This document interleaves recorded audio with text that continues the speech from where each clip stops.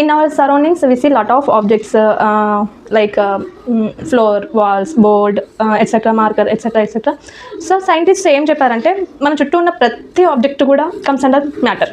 నువ్వు ఏదైతే చూస్తున్నావో అది ప్రతి ఆబ్జెక్ట్, ఈవెన్ కనిపించని ఆబ్జెక్ట్ కూడా కమ్స్ అండర్ మ్యాటర్ అని చెప్పారు.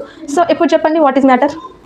యూనివర్స్లో ఉన్న ప్రతి ఆబ్జెక్ట్ని మనం కౌంట్ చేసి చెప్పలేము కదా, that is impossible. So that's why scientist gave one definition also, that is matter. నువ్వు ఏ ఆబ్జెక్ట్ అయినా తీసుకో యూనివర్స్లో, సో ఆ ఆబ్జెక్ట్ మ్యాటర్ కావాలి అంటే 2 కండిషన్ సాటిస్ఫై కావాలి. First condition is anything that has mass. నువ్వు తీసుకున్న ఆబ్జెక్ట్ దానికి కంపల్సరిగా మాస్ ఉండాలి.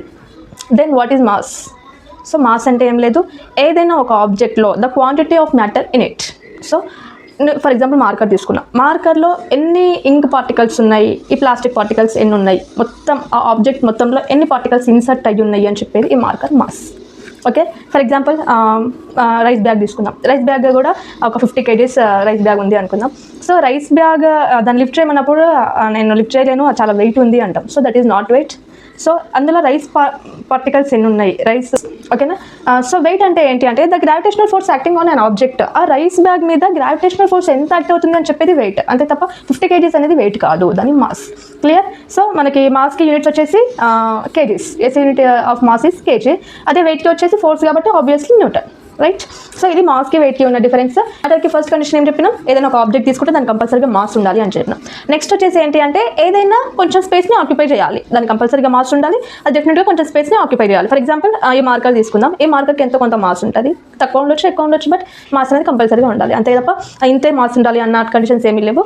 సో ఎక్కడైనా ఒక ప్లేస్లో ప్లేస్ చేద్దాం, సో ప్లేస్ని ఆక్యుపై చేస్తుంది కదా, సో ఈ మార్కర్ అనేది మ్యాటర్ కిందకి వస్తుంది అని అర్థం. సో ఇలా మీరు ఏ ఆబ్జెక్ట్ అయినా తీసుకోండి, వాల్స్ తీసుకోండి, కనిపించే ప్రతి ఆబ్జెక్ట్ కూడా కంపల్సరీగా ఎంతో కొంత మాస్ ఉంటుంది, అండ్ డెఫినెట్గా అది ప్లేస్ని కూడా ఆక్యుపై చేసి ఉండాలి. కాబట్టి మాస్ ఉన్న ప్రతి ఆబ్జెక్ట్ కూడా ఆబ్వియస్లీ స్పేస్ని ఆక్యుపై చేస్తుంది, కాబట్టి మనం చూసిన ప్రతి ఆబ్జెక్ట్ కూడా మ్యాటర్ అని ఈ విధంగా చెప్పొచ్చు. అంతే తప్ప మ్యాటర్ అని అడిగితే మరి వరుస పెట్టి మనకి యూనివర్స్లో ఉన్న అన్ని ఆబ్జెక్ట్స్ని చెప్పుకుంటూ రాకండి, రైట్. సో ఎగ్జాంపుల్ తీసుకుందాం, stone, water is also one type of matter. Water comes under matter because వాటర్కి కూడా ఎంతో కొంత మాస్ ఉంటుంది, అండ్ బెలూన్లో మనం స్పేస్ని ఆక్యుపై చేయడం చూస్తూనే ఉంటాం కాబట్టి స్పేస్ని కూడా ఆక్యుపై చేస్తుంది, కాబట్టి so water is also comes under matter. Now my question is, air అనేది మ్యాటరా కాదా అనేది మీరు కామెంట్స్లో చెప్పండి. అండ్ నెక్స్ట్ మనం మ్యాటర్ కానివి ఏమి ఉన్నాయి అంటే చూడండి, బ్యూటిఫుల్, స్మెల్, డ్రీమ్స్, కలర్, ఇవన్నీ కూడా మ్యాటర్ కిందకి రావు, ఎందుకంటే వాటికి మాస్ ఉండదు, అట్ ద సేమ్ టైం ప్లేస్ని కూడా ఆక్యుపై చేయవు, కాబట్టి అవి మ్యాటర్ కిందకి రావన్నమాట. సో ఇది మ్యాటర్ యొక్క ఇంట్రడక్షన్.